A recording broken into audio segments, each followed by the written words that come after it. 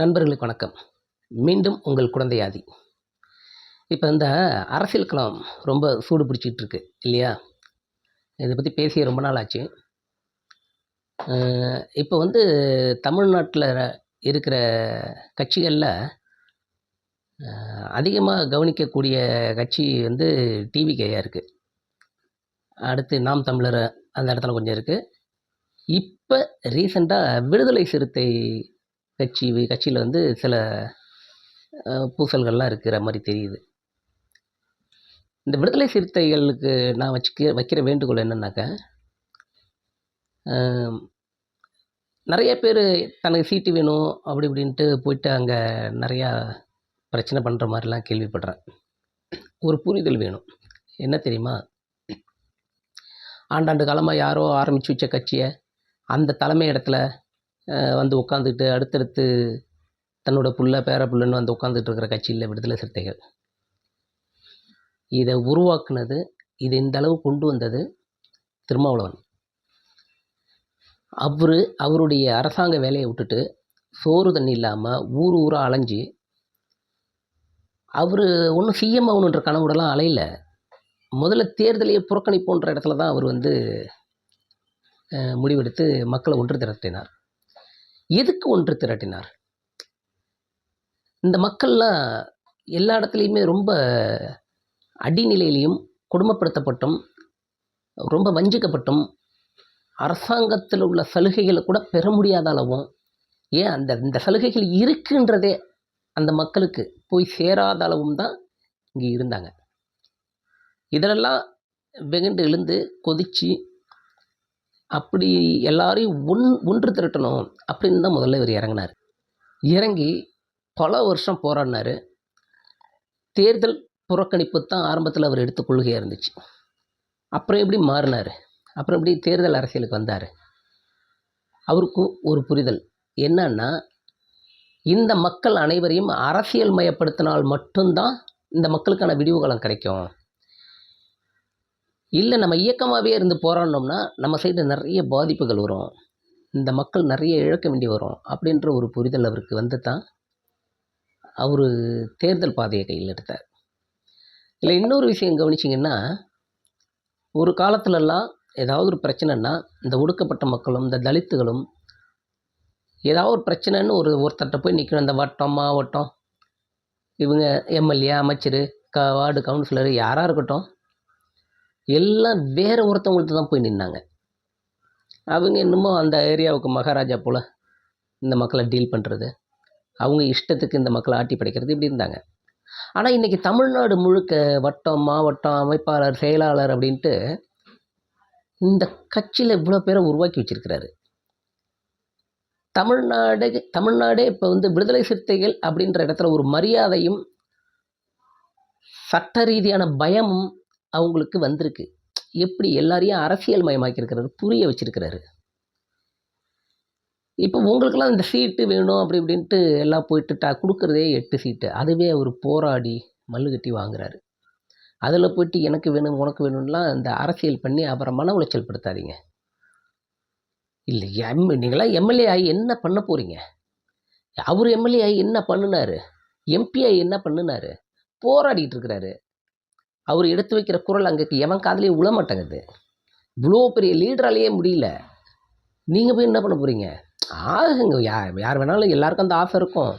ஆனால் அந்த ஆசை வந்து தனக்கு பதவி வேணும், தான் எம்எல்ஏ ஆகணும், அந்த ஆசையோடு வந்தீங்கன்னாக்கா அது தப்பு. நீங்கள் முதல்ல மக்கள் பணியில் இறங்கி செய்யுங்க. இவரை விட்டால் வேறு ஆள் இல்லை அப்படின்ற இடத்த நீங்கள் உருவாக்குங்க. உருவாக்குனா தானாக வரும். இப்போ இந்த ஆளூர் ஷானவாஸ் பிரச்சனை ஒன்று போயிட்டு இருந்துச்சு. கிட்டத்தட்ட திருமாவளவன் அவர்களுக்கு அடுத்து சிந்தனை செல்வன் ஐயா, நம்ம வன்னி அரசு, ஆளூர் ஷானவாஸ், இவங்கெல்லாம் தான் அடுத்த கட்ட இடமாவே பார்க்கப்பட்டுட்டு இருக்கோம். அவங்களுக்கு தெரியும், சாதாரணமாக அவர் வந்து ஒரு ஜெயிக்கக்கூடிய கேண்டிடேட்டை விட்டுட்டு அவர் எப்படி இன்னொருத்தரை கொடுப்பாரு? அவருக்கு தெரியும்ல, மக்கள் மத்தியில் ஆளூர் ஷானவாஸுக்கு நல்ல மதிப்பு இருக்குது, மரியாதை இருக்குதுன்னு அவருக்கு தெரியும். ஆனால் அவர் அதை விட்டுட்டு வேற ஒருத்தவங்களுக்கு கொடுக்குறாங்க. இத்தனைக்கு ஆலு ஷானவாஸ் வந்து முதல் எலெக்ஷனில் தோற்றுருக்கிறாரு, 2வது எலெக்ஷன்லேயும் இவர் தான் சீட்டு கொடுத்து நிப்பாட்டி வச்சிருக்கிறாரு. அதனால் அது உள்ளெல்லாம் உள்ளே போகாதீங்க. தலைமை என்ன சொல்லுதோ அதுதான் நம்ம கேட்டு நடக்கணும். ஏன்னா இந்த தலைமை பல கோடி ரூபாய் சொத்து அவர் வீட்டுக்கு சேர்த்து வைக்கல. பாருங்கள், இது நாமினேஷன் பண்ணப்ப அவர் பேங்க் அக்கௌண்ட்டு 0வில் இருந்திருக்கு. இந்தியாவில் எந்த கேண்டிடேட்டாவது தன்னுடைய பேங்க் அக்கௌண்ட்டு 0வாக எவனாவது காட்டிட்டோம்? 0வில் இருந்திருக்கு அவருடைய பேங்க் அக்கௌண்ட்டு. இல்லை, அவர் என்ன பண்ணுறாரு பாருங்கள். டெய்லி அவருடைய வாழ்வியல் என்னவா இருக்குது? 3 வேளை சாப்பிட்றாரு, அவ்வளோதான். ஒரு மனிதனுக்கு வேண்டிய 3 விஷயம்: இடப்பசி, உடல் பசி, குடல் பசி. இந்த 3த்தில் அவருக்கு ஒழுங்காக கிடைக்கிறது இந்த குடல் பசி மட்டும்தான் தீருது. உணவு மட்டும்தான் அவருக்கு ஒழுங்காக கிடைக்குது. தூக்கம் அவருக்கு இல்லை. கல்யாணன்றது இல்லாமலே போயிடுச்சே. வயசு ஆயிடுச்சு, கிட்டத்தட்ட 60க்கு மேலே போயிடுச்சு. இனிமேல் அவர் கல்யாணம் பண்ணி என்ன பண்ண போகிறாரு? உங்களுக்காக தானே அவர் போராடிட்டு இருக்கிறாரு. அப்புறம் மன உளைச்சல் படுத்தாதீங்க.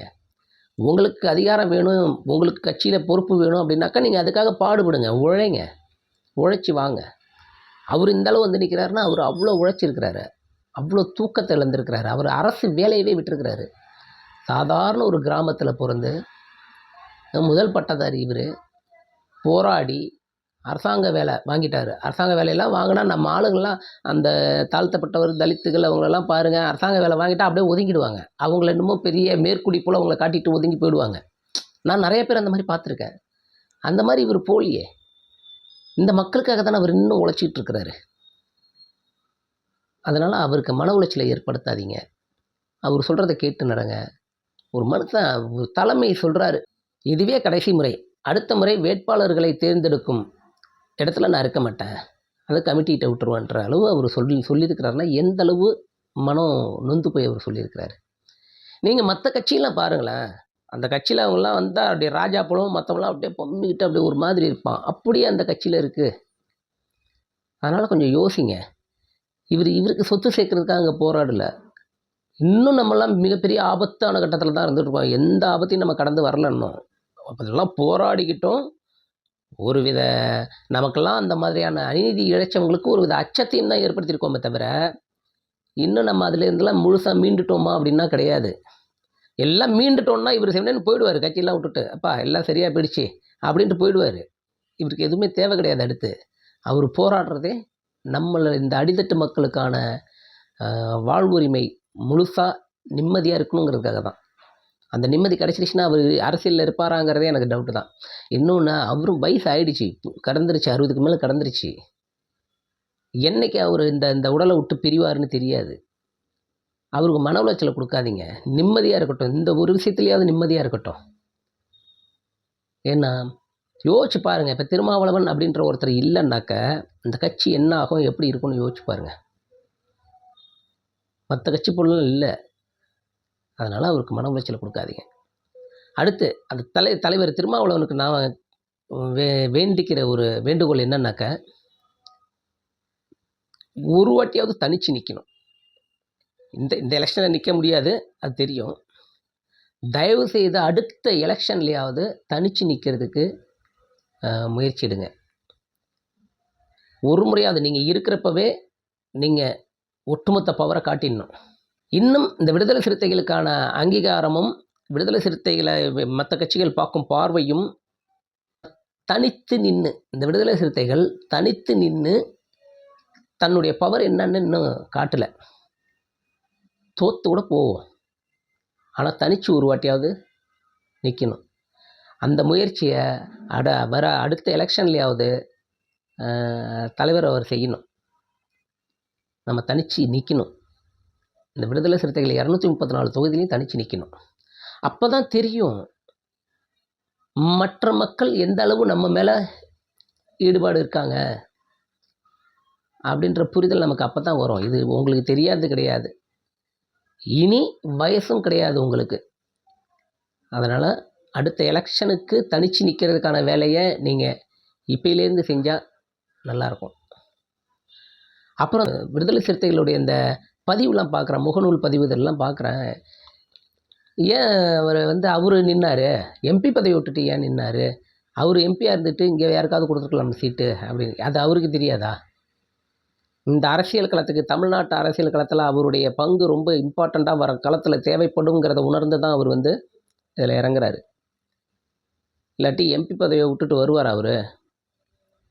அதனால் அவரை கொஸ்டின் பண்ணுறதெல்லாம் விட்டுருங்க. அவர் தெளிவாக காய் நகர்த்திட்டு இருக்கிறாரு. அவர் தெளிவாக இருக்கிறதுனால தான் இந்த விடுதலை சிறுத்தை இவ்வளோ தூரம் வளர்ந்துருக்கு. அவர்கிட்ட தெளிவு இல்லாமல் இருந்திருந்தாக்க இந்நேரம் மண்ணை போட்டு மூடியிருப்பாங்க. பிஜேபி வந்து கூப்பிட்ருக்க, பல கோடி ரூபாய் பேரம் பேசியிருக்க, 234 தொகுதியிலையும் ஆஃபீஸ் கட்டித்தரோம், உங்கள் கட்சிக்கு ஆஃபீஸ் கட்டித்தரோம், நீங்கள் பிஜேபிக்கு கூட வர வேணாம், நீங்கள் தனிச்சு நில்லுங்க அப்படின்னு சொல்லியிருக்காங்க. அவங்களோட சூழ்ச்சி புரியுதா? நீங்கள் தனிச்சு நில்லுங்க, திமுக விட்டு வெளில வந்து நில்லுங்க, எங்கள் பிஜேபியோட நீங்கள் சேர வேணாம் அப்படின்ற அவங்களுடைய தந்திரத்தை கூட அவர் புரிஞ்சுக்கிட்டு அதெல்லாம் முடியாதுன்ட்டார். அதெல்லாம் முடியாது. ஏன்னா எனக்கு கொள்கை எதிரி நீ இந்த ஆஃபர் கொடுக்குறனாலே அதான் ஆடு நினைதுன்னு ஓனாய் கவலைப்பட்ட கதை தான் இது. நீ இந்த ஆஃபர் கொடுக்குறனாலே நீ உள்ளே வர்றதுக்கான வேலையை பார்க்குறதுக்கு என்ன பயன்படுத்த பார்க்குற. அதை அவர் உணர்ந்து அதை தட்டி கழிச்சிருக்கிறாரு. அதனால் இந்த விடுதலை சிறுத்தைகள்லாம் அதிகாரம், இந்த பதவி, இந்த மோகத்தெல்லாம் விட்டுருங்க. அதெல்லாம் யோசிச்சு இவர் வரல. அந்த மாதிரி இருங்க. முடிஞ்சால் தொண்டு செய்யுங்க. இல்லை அதிகாரமும் பவரும் உங்களுக்கு வேணும்னு நீங்கள் நினச்சிங்கன்னா களத்தில் இறங்கி போராடுங்க. இவரை விட்டாக்க வேறு ஆள் கிடையாதுன்ற ஒரு நிர்பந்தத்தை ஏற்படுத்துங்க. ஒன்றும் இல்லை, இப்போ நடந்தது பாருங்கள். ஆலூர் ஷானவாஸுக்கு வந்து எனக்கு கூட வருத்தம் தான் அவருக்கு சீட்டு கொடுக்காது. ஆனால் ஒரு கட்சியோட தலைமை என்ன முடிவு பண்ணுதோ அதை கேட்டு தானே நடக்கணும். அவரே சொல்லியிருக்கிறாருல, அவருக்கு எவ்வளோ பேர் ஆதரவு தெரிவித்து இது போட்டாங்க. அவர் எவ்வளோ நாகரிகமாக சொல்லிட்டார். தலைமை என்ன முடிவெடுக்குதோ அதை ஏற்றுக்கிட்டு நடக்கிறதான் ஒரு பண்பு, சரியான ஒரு பண்பு அப்படின்னு அவர் தெளிவாக ஒரு அறிக்கை விட்டுருக்கிறார். இதை வச்சு நிறைய பேர் அரசியல் பண்ண பார்ப்பாங்க. ஏதாவது விதத்தில் இவர் கெட்ட பேர் ஏற்படுத்தணும்லாம் பார்ப்பாங்க. அதுக்கு வந்து இந்த விடுதலை சிறுத்தைகளே துணை போயிடக்கூடாது. அதனால் கொஞ்சம் யோசித்து முடிவெடுங்க. எல்லோருடைய நினைப்பும், விடுதலை சிறுத்தைகளுடைய எல்லோருடைய நினைப்புமே அடுத்த எலெக்ஷன் அந்த 2026 அடுத்து 31 வரும். அந்த எலெக்ஷனில் தனிச்சு போட்டியிடுறதுக்கான எல்லா வேலையும் எல்லா விடுதலை சிறுத்தைகளும் மனசில் வச்சுக்கிட்டு வேலை செய்யணும். அப்போ பாருங்கள், அப்போ கேளுங்க நீங்கள் சீட்டு 234 தொகுதியிலையும் விடுதலை சிறுத்தைகள் வந்து தனிச்சு நின்று போட்டி போட போகுதுனாக்கா அப்போ கேளுங்க, நான் இது செஞ்சுருக்கேன், இந்த மாதிரி இருக்குது, எனக்கு சீட்டு வேணும் அப்படின்ட்டு அங்கே போய்ட்டு அப்போது அவருக்கு டார்ச்சர் கொடுங்க. இப்போ கொடுக்காதீங்க. கொடுத்ததே 8 சீட்டு. எத்தனை பேருக்கு அவர் கொடுப்பார்? அவர் நிற்கிறதெல்லாம் யாரும் விமர்சனம் பண்ணாதீங்க. அவர் ஒன்றும் தெரியாமலாம் நிற்கல. அவர் முன்கூட்டியே யோசிச்சுட்டு தான் நிற்கிறாரு. இந்த அரசியலுக்கெல்லாம் அந்த மாதிரி இருக்குது, அடுத்து என்னங்கிறத யோசிச்சுட்டு தான் நிற்கிறாரு. அதனால் 2 கோரிக்கை, அவருக்கு எந்த டார்ச்சரும் கொடுக்காதீங்க. அவர் ஏகப்பட்ட டார்ச்சர், மன உளைச்சலில் வாழ்ந்துட்டுருக்கிறாரு. அவருக்கு எந்த டார்ச்சரும் கொடுக்காதீங்க.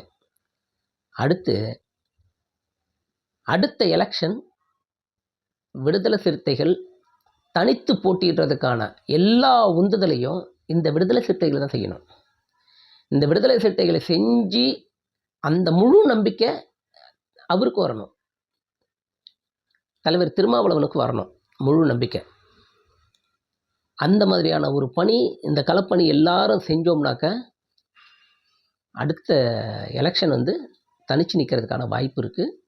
234 தொகுதி, நிறையா பேருக்கான சீட்டு கிடைக்க வாய்ப்பு இருக்குது. இது பாருங்கள், இதை கொஞ்சம் யோசிச்சு பாருங்கள். நான் சொன்னது சரியா தவறா அப்படின்றத யோசிச்சு பாருங்கள். யோசிச்சு பார்த்துட்டு செய்யுங்க. நாமெல்லாம் இன்னும் முழு சுதந்திரம் அடையலை, அதை முதல்ல ஞாபகத்தில் வச்சுங்க. நம்மெல்லாம் இன்னும் போராடிக்கிட்டு தான் இருக்கோம். இன்னும் முழு சுதந்திரம் அடையவே இல்லை. நம்மெல்லாம் முழு சுதந்திரம் அடைஞ்சிட்டோம்னு நினச்சிங்கன்னா அதை விட அடி முட்டாள்தனம் எதுவுமே கிடையாது. மறுபடியும் நம்மளை குழிக்குள்ளே தள்ளுறதுக்கு ஒரு கும்பல் காத்துக்கிட்டே இருக்குது. அதில் இருந்தெல்லாம் ஒட்டச்சி மேலே நம்மளை தூக்கிட்டு வந்திருக்கிறாரு, ஒத்த ஆளாக தூக்கிட்டு வந்திருக்கிறாரு. அதனால் அவருக்கு பாரமாக நம்ம இருக்கக்கூடாது. அதை மட்டும் கொஞ்சம் எல்லோரும் யோசித்து செய்யுங்க. அவருக்கு பாரமாக யாருமே இருந்துடக்கூடாது. ஒத்த ஆளாக எல்லாரையும் தூக்கிட்டு வந்திருக்கிறாரு. இந்த ஒடுக்கப்பட்ட மக்களையும், இந்த அடித்தட்டு மக்களையும், இந்த பாவப்பட்ட மக்களையும் இந்த சமுதாயத்தால் நசுக்கப்பட்டு கொண்டிருந்த மக்களையும் இவ்வளோ தூரம் ஒத்தாளாக தூக்கிட்டு வந்திருக்கிறாரு. அந்த மக்களே அவருக்கு பாரமாக இருந்துடக்கூடாது. அதை பார்த்துங்க. அவருக்கு எந்த விதத்துலேயும் தொந்தரவு இல்லாமல் அவரை கொஞ்சம் ஃப்ரீயாக வேலை செய்ய விடுங்க. நன்றி.